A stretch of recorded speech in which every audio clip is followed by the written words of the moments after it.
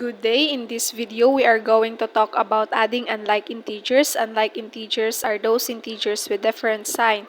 The rules and how to add unlike integers are the following. Number 1, we have subtract the numbers. Number 2, we have copy the sign of the larger number.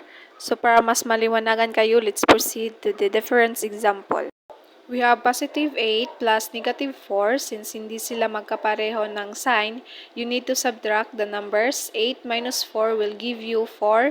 Then, the next step, you are going to copy the sign of the larger number. Since yung pinaka-larger na number is 8 sa dalawa, since positive yung sign niya, so yung magiging sagot mo ay positive. So, therefore, positive 8 plus negative 4 will give you positive 4.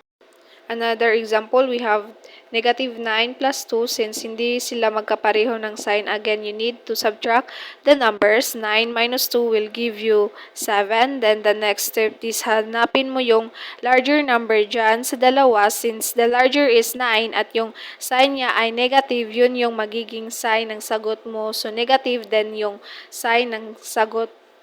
So, therefore, masasabi natin na negative 9 plus positive 2 will give you negative 7. Okay, next example, we have negative 10 plus 6. So, first thing to do is to subtract the numbers kasi hindi sila magkakapareho ng sign.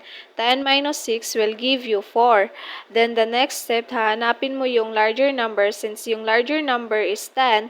Tapos, yung sign niya ay negative. So, yung magiging sagot natin ay negative. So, masasabi natin ngayon, negative 10 plus positive 6 is equal to negative 4. Another example, positive 14 plus negative 4.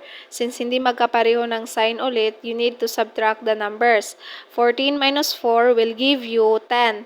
Then, copy the sign. Larger numbers, saan ba ang mas malaki? 14 or 4? Siyempre, yung 14.